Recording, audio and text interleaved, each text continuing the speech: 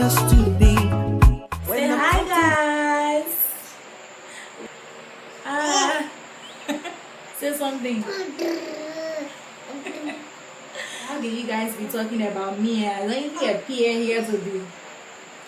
Guys, I'm pleased to introduce our second official guest.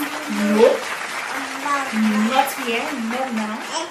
He's no one else but Favor Linda, my bandy friend Jerbo. Smile.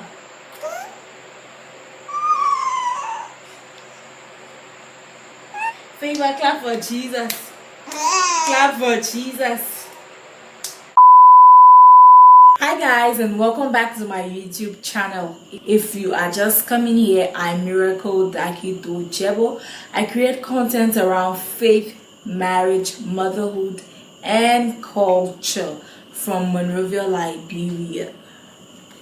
So, officially, I want to welcome every woman, soon to be mothers, would be mothers, expecting mothers. I want to welcome you all today, and even fathers, soon to be fathers, expecting parents.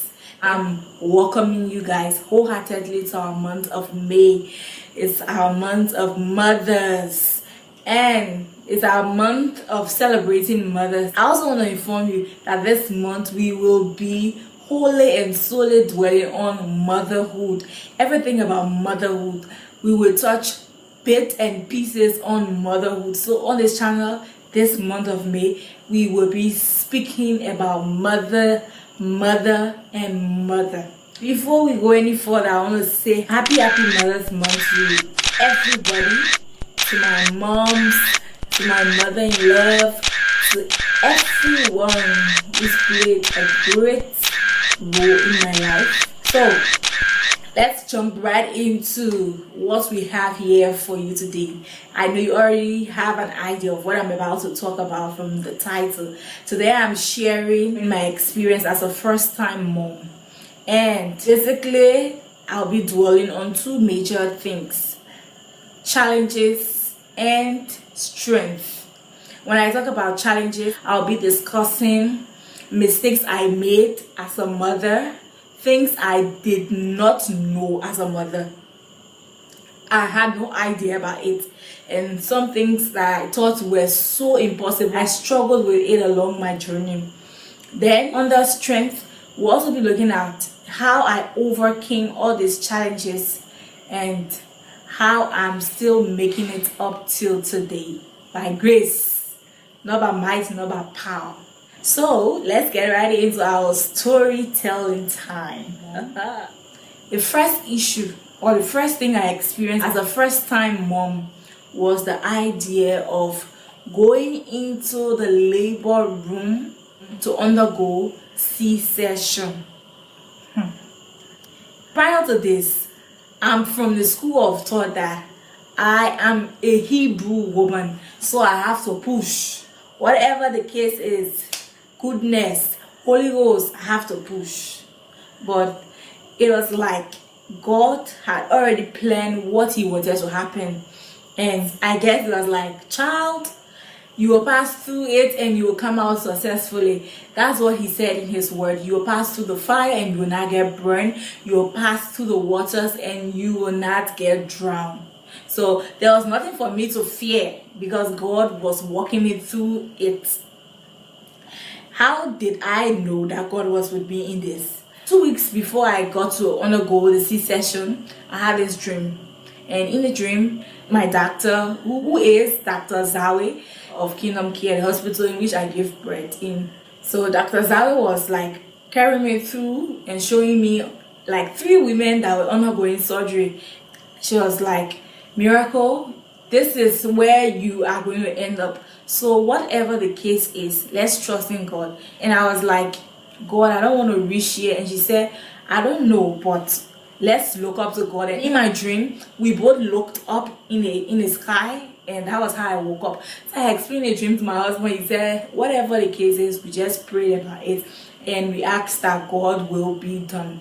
I went into that operation room with all the strength, without fear. because I knew God was with me in it. And what I want you to know is that God's grace is sufficient. No matter where you find yourself, don't be of the school of thought that because you did not go to push, because you were unable to push, it means you are not a Hebrew woman. You are still a Hebrew woman. And because God has delivered you, God has carried you through that pain, God has carried you through that process for a purpose. That is my own take about this entire journey. The second thing I experienced as a first-time mom was my baby's health. I gave birth on May 23rd last year, which was 2019, and we had to leave the hospital on Sunday, so we spent 3 days in the hospital. So when we left the hospital, after 2 days, we started seeing some changes in his face, his nose, especially his entire face got really yellow, and his eyes, talking about his eyes got yellow, and I was so scared. But I already had an appointment at the hospital on Tuesday. I was sure that we were going to meet the doctor and we we're going to have a solution. So when we got at the hospital after my dressing, we talked with her and other nurses that were at the hospital, and they were like, it's common, maybe you just noticing it, but this is what you can do. You place him in the sun for like 30 minutes with his eyes being covered naked, so as to help reduce the yellowish stuff that was on him. Looking at the time he was born, in Liberia it's a rainy season and you hardly see sun shining, so that was so terrifying. After I left the hospital, others told me I should put the breast milk in his eyes, it will clear it out. But I said no, I'm not going that other route. Many other suggestions came, but I prayed. We didn't have any solution for that. My mother-in-law put him in the sun once, but that's for like 10 minutes. But she was not comfortable with that, so we had to bring him back indoors because the sun was not up for too long. But we prayed, and guys, I must admit to you, in less than 2 days, God answered our prayer. My son's eyes became white. His face that was so yellowish wasn't any longer. Another issue I had to face under his health was the loss of his hair. By 3 months, his hair just started dropping off. First, I noticed it was like dandruff, and I started scraping it, started putting some ointment. But after that, a day passed. I got scared. I went to Google. Speaking of Google, know what to type into Google and ask for suggestion. I typed in the search concerning the hair loss. Google brought all sorts of things, all manner of illness, and I started rebuking it. God forbid, it's not my child's portion. I decree and declare it's not my child's portion. Perhaps your spit has gotten yellow or green. You put spit is yellow. Google will find solution, the name of that illness for you. So please go to God first before you go into Google and get some medical advice to everything that you do. I was so scared. He had no hair on his head, but we walked through that. God help us through it. I didn't use any specific medication. We just normally will rub his head with the ointment, and that was that. It took time, but it had to grow. Another thing I faced as a first-time mom was the fact that my sleeping time had changed. Nothing plays with my sleep. I sleep and I don't even wake up to use the bathroom. That's the kind of sleep I'm talking about. But when I gave birth, I had to be up with him every night. And for him, he will be up like from 12 to 5:30. Then by 5:30, he will want to sleep. That's something I just grew into. I got adjusted to it immediately. It wasn't as if I was schooled for it. So my advice to you, if you are expecting, please start sleeping well. Sleep well, because there's coming a time you will not sleep just because of that baby. Another thing I faced as a first-time mom was the idea of being overly protective. My husband says I was so attached. I was so attached. For the first 1 to 6 months, I would be like, baby, don't do this. Baby, please do this. baby, don't do this. Especially when he holds favor, I'll be like, baby, don't do this to him. Baby, please do this for him. Baby, please don't do it to him. And he'll be like, when did you become a mother?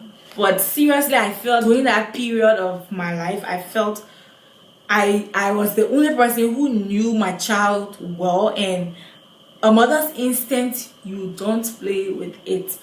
And I had to go back to school after 3 weeks because it was in my final exams period that I gave birth. So I had to go back to school. How would I leave my 3 weeks old baby with just my husband and my mother-in-law?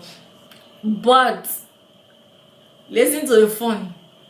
I had to go to school. I was in the School of Diplomacy. All my classes were evenings, exactly 5 to 8:30.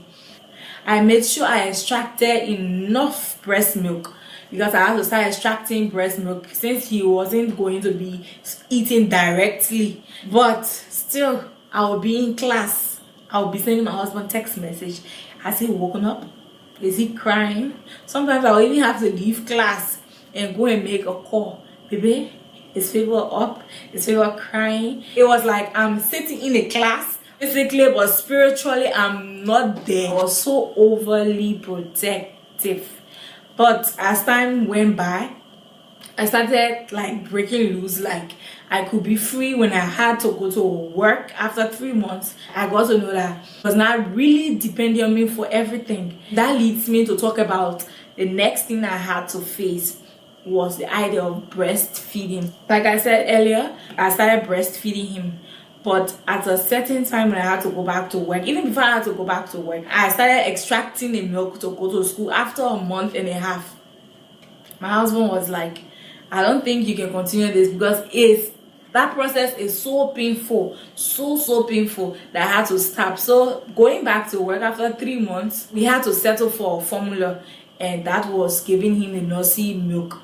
For me, I started with breast milk, and health-wise, it's very powerful, it's very effective. I remember when we went to take vaccine, and my baby, after taking the vaccine, his skin got very hot. He was running temperature. After taking our breast milk for like an hour, his temperature became so normal. And that's one thing I see that breast milk does. Health practitioners will advise that you give your baby breast milk from 1 straight to 6 months. But for me, I think it's better if you have the chance to give that baby milk, give that child enough, at least from 0 to 1 year. That's just my own candid advice because the breast milk is so powerful. God himself placed it there, so you must know how powerful it is. It helps even in a child's growth. It speeds up the child's growth. So if you have the means to breastfeed your child, please do.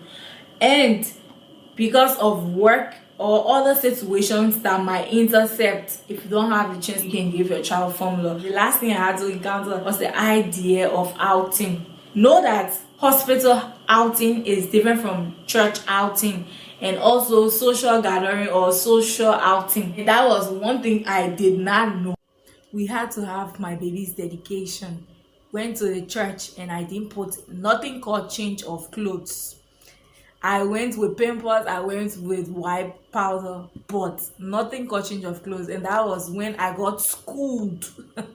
I got schooled the hard way. From then, that was the end of my I don't know journey. So these were some things I experienced. There are many other things. Mine might be different from yours, but it is similar. Trust me, if I can forget about all the pain, you will also forget about it.